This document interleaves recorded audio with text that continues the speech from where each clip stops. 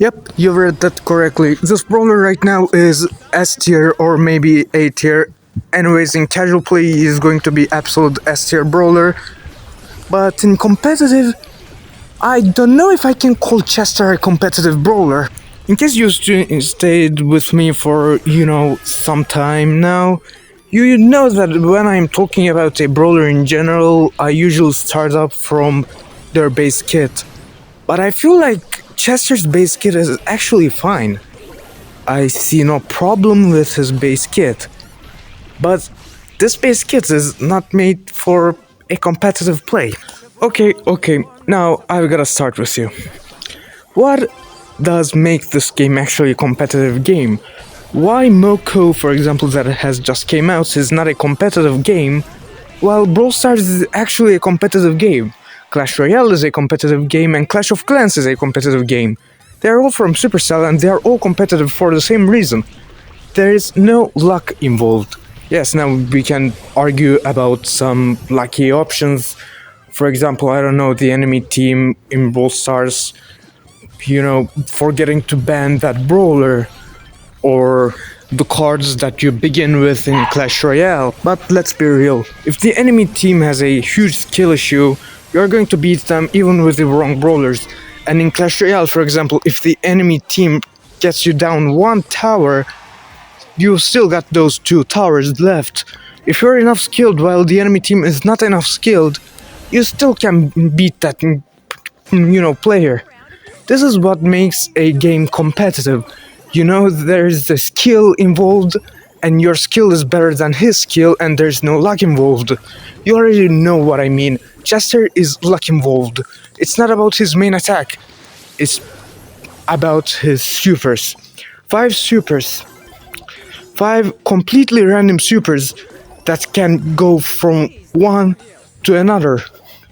You might have the wrong super or the right super, and you don't know how it is going to be, when it is going to be, why it is going to be. You are not allowed to choose your super. Look, this is something good, okay? You are not allowed to choose your super. This is something great. I really like this aspect of Chester. Even though I'm not the greatest Chester in the universe, I still like playing Chester.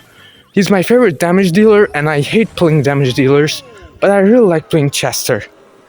So yeah, if I like playing a damage dealer, you know that damage dealer is something special in the game.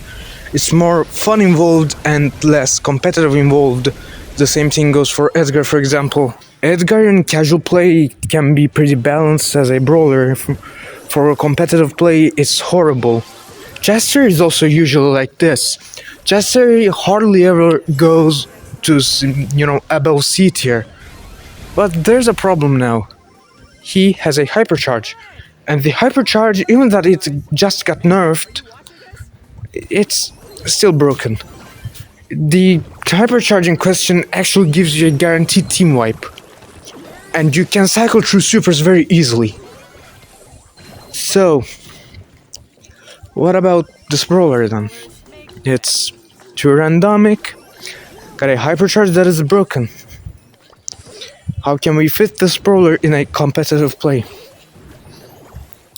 The answer is, you actually can. But it's luck involved. So you should know that, let's take a game that is luck involved in the competitive play, and that is Pokemon.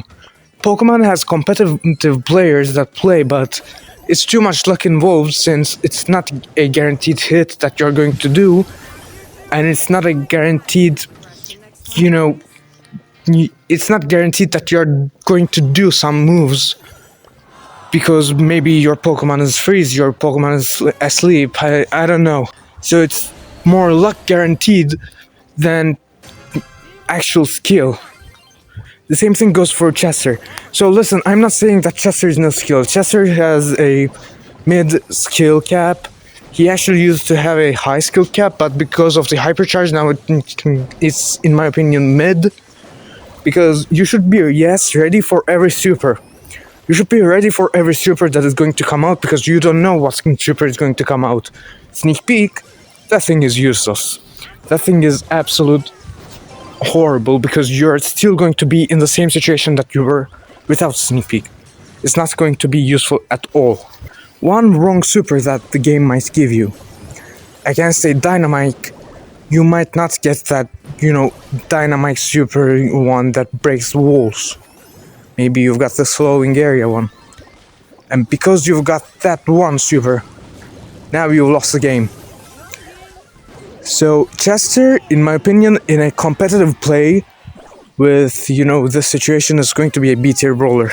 I don't see a world where a pro player might think Chester is an S tier brawler because it's too randomic that it's impossible for him to get a S tier brawler unless they don't decide to buff that super cycle, not the hypercharge one, the actual super cycle.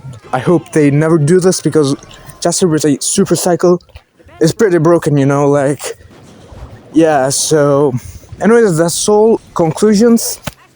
I think Chester might fit in the recent competitive play because of his hypercharge, but if you don't consider his hypercharge, Chester will never be a competitive brawler because it's too casual.